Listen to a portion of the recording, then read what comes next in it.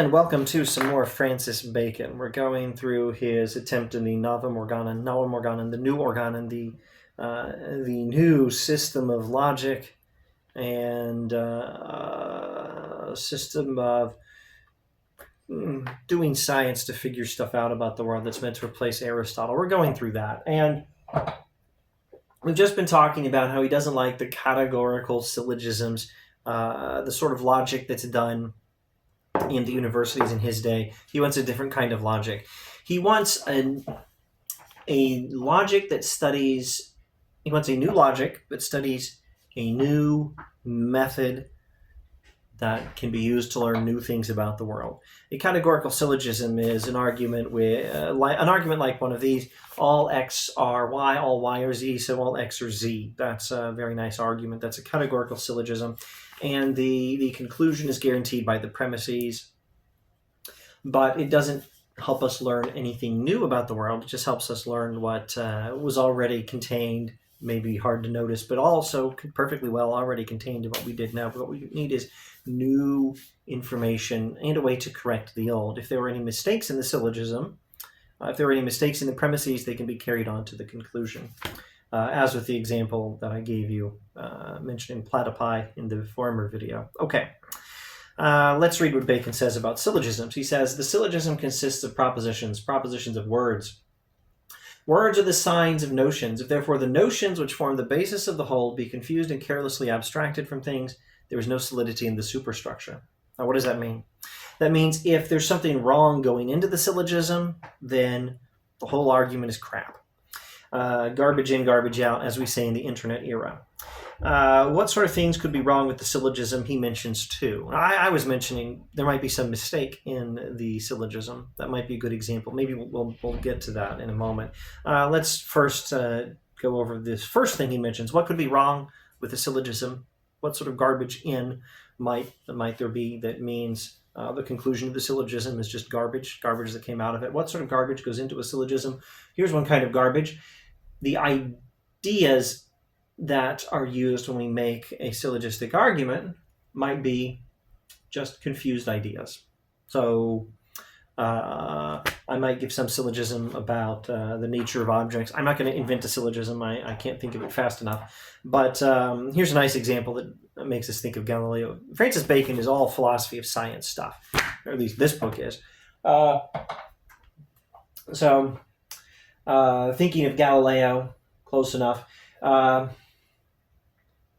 We could say that objects that are heavier will fall faster, all else being equal. Air resistance might make a difference, but this thing should fall faster than this thing. The heavy teacup should fall faster than the highlighter. That's what we used to think in pre-modern physics, right? You've probably heard of this view and heard that Galileo critiqued this view, etc., etc. Well, why would you think that? Well, because they thought in terms of natures and essences. So the teacup has a nature or an essence. Now, I think the concept of the essence or the nature of a teacup makes perfect sense and is still perfectly legitimate if you're going to be doing hylomorphous metaphysics and you're informed of Aristotle and you know what you're talking about. But let's face it, most of us don't know what we're talking about when we try to understand the nature or the essence of a teacup in terms of physics, and we're trying to review what were they thinking before Galileo, and we try to think the same way. And maybe you ask a child who's never studied physics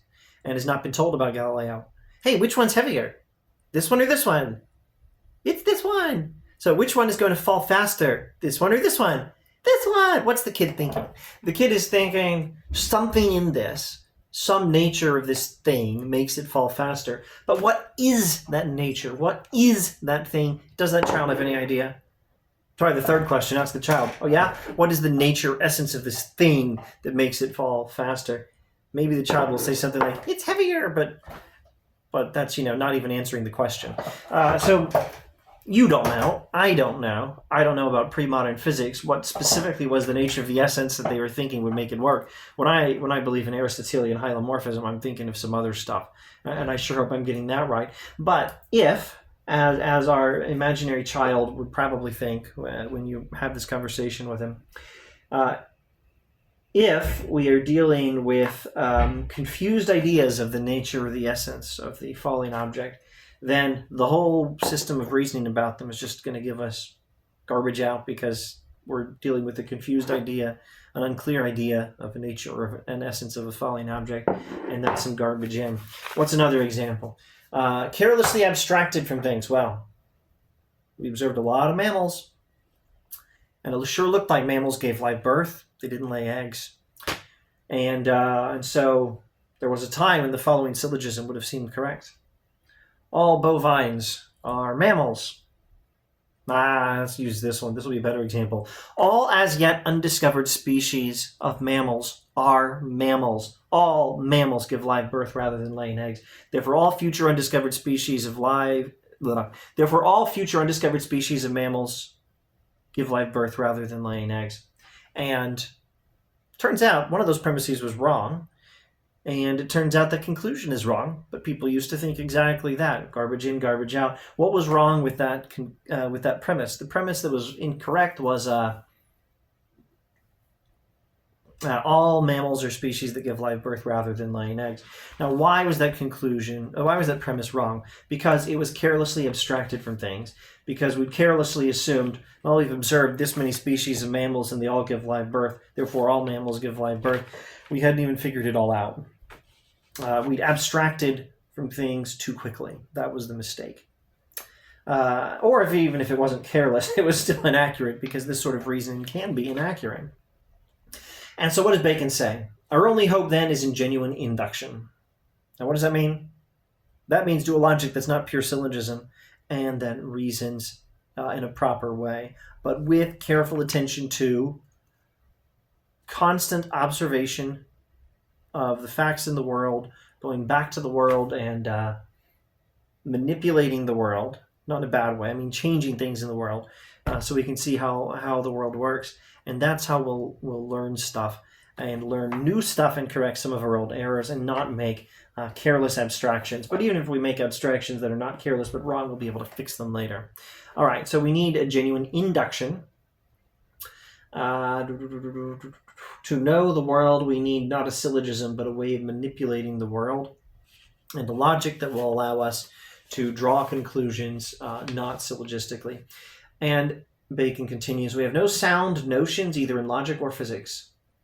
And then he lists a bunch of notions and says they're all fantastical and ill-defined. So he's going to list a bunch of ideas that he thinks are not clearly defined concepts. Now these are the examples he's going to use, and I hope that my ready-to-hand example of the nature of falling object and the child thinking, oh, the teacup will fall faster, is the right sort of example to get the idea across. But here's his list.